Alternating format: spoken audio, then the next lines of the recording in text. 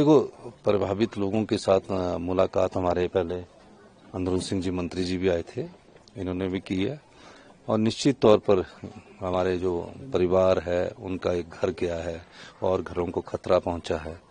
तो ये जो एनएचए ने कटिंग की, ऐसा नहीं है कि एनएचए की कटिंग 50 मीटर दूर है, किस प्रकार की कटिंग की है उस कटिंग का अध्ययन करने की बहुत जरूरी है। हिमाचल प्रदेश में सरकारें, हमारी सरकार भी तो सड़क बना रही है। लैंडस्लाइड्स पहाड़ का स्वभाव है, ऐसा नहीं कि लैंडस्लाइड नहीं होते, ये पहाड़ के नेचर में है। लेकिन इतनी नुकसान होना, इतनी दूर आना, तो कहीं ना कहीं जब 90 डिग्री में आप पहाड़ में कटिंग करते हो तो उस क्षेत्र के लोगों को भी नुकसान पहुंचाता है और जो कंपनी लगी उसको भी नुकसान पहुंचता है और जो एनएचए है उसको भी नुकसान है क्योंकि उनको ज्यादा खर्चा पड़ता है। तो इस बारे में मैं बात माननीय मंत्री नितिन गडकरी जी से मैं दिल्ली जाकर करूंगा और निश्चित रूप से इस बात को उठाऊंगा कि इस प्रकार के से कटिंग नहीं होनी चाहिए। और मैं चाहूंगा कि बड़े बड़े कॉन्ट्रैक्टर जो आते हैं वो लोकल लोगों का सहारा लेकर आगे कार्य करेंगे तो उसका ज्यादा बेनिफिट रहेगा। किसी को काम दिलाने की बात नहीं है कि ये तो काम करने के तरीके की बात है। ऐसे इनके लिए आपने क्या अपनी तरफ से राहत के लिए पेश किया? देखो, ये हमारे परिवार के लोग हैं, मैं देखने आया हूँ।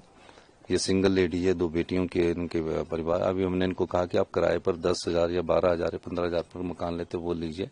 इनकी खुद की मेहनत की कमाई जिसमें इन्होंने एक घर बनाया। शिमला में एक ट्रेंड है, शिमला एक ऐसा शहरी क्षेत्र है जहां एक ट्रेंड है कि एक घर बनाकर अपने जीवन यापन तो करते हैं लेकिन जो किराए के में रहकर भी उनका जीवन यापन चलता। तो निश्चित रूप से इनका तो एक अपना घर गया, इनकी जीविका का साधन भी चला गया, तो इनको नुकसान हुआ। हमारी सरकार इनके क्लेम के लिए एनएचए से बात करके पूरा क्लेम दिलवाएगी, जितना इनका पैसा खर्च हो उस पैसे को दिलाएगी और जो हम अपनी तरफ से आपदा राहत के तहत देंगे वो अभी आने वाले समय में कैबिनेट में हम लाकर इसको डिस्कस करेंगे, उसमें इनको सुविधा उपलब्ध कराएंगे। ऐसे पूरे प्रदेश में क्या अपडेट है आपके पास, किस तरह रेस्क्यू ऑपरेशन चल रहा है? देखिए, पूरे प्रदेश में अभी देखिए बरसात की शुरुआत है। हमारी बरसात को अभी शुरू हुए भी 25 तारीख प्री मानसून आ गया। प्री मानसून के बाद 15-20 दिन है। अभी तक इतना भारी नुकसान हुआ, आपदा के तहत हुआ कि 800 करोड़ के करीब नुकसान हो चुका है। इसके अलावा टूरिज्म का भी नुकसान हुआ। मुझे ये एक बात आपसे कहनी है कि सोशल मीडिया में ऐसी चीजें भयंकर रूप से दिखा दी जाती है कि जिससे ऐसा लगता है कि पता नहीं हिमाचल प्रदेश में पूरा ऐसा हो गया। तबाही हुई है, इसमें कोई दो राय नहीं, लेकिन जो हमारे सिटीज है, हमारी जो सिटीज है उस सिटीज की तरफ कोई ज्यादा नुकसान नहीं हुआ है।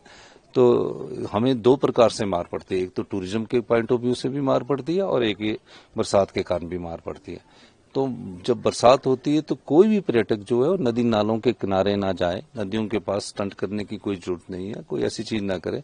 बाकी टूरिज्म पॉइंट ऑफ व्यू से हमारे को ये लगता है कि हमें नुकसान हुआ और अभी तक 800 करोड़ रुपए का जो विभिन्न पानी की योजनाएं हमारी बह चुकी है, जो विभिन्न सड़कें हमारी बह चुकी है, जो विभिन्न बिजली के खंभे हमारे उखड़ चुके हैं और कई चीजों का नुकसान है, हमारे शिक्षा संस्थान कई टूट चुके हैं, उन सब चीजों का हमारी सरकार अध्ययन कर रही है।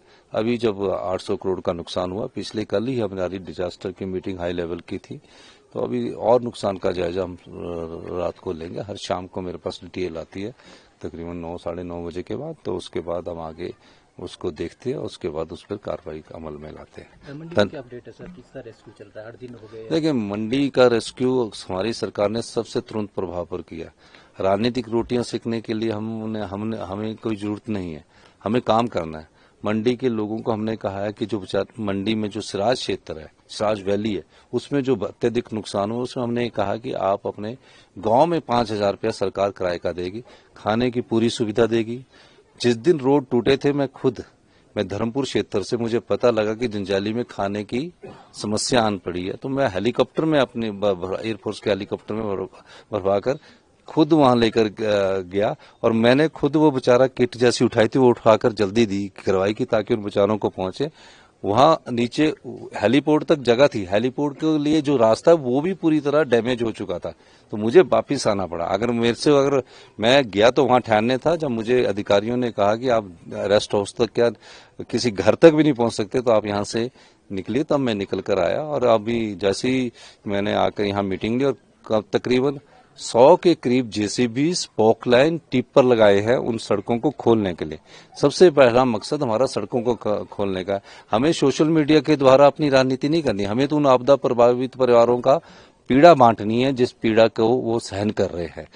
उनको अभी हमारा काम सबसे पहले है कि अनाज की आपूर्ति करवाना है, उनको किराए के घरों में बिछाना है, उसका किराया देना है, ये हमारा दायित्व है। उसके बाद उनके घर बसाने के लिए भी आपदा राहत पैकेज की हम घोषणा करेंगे। धन्यवाद। राजनीति नहीं होनी चाहिए सर। राजनीति तो होनी नहीं चाहिए, तो राजनीति करने का तो अभी समय नहीं है, अभी तो उनका दुख बांटने का समय है। धन्यवाद।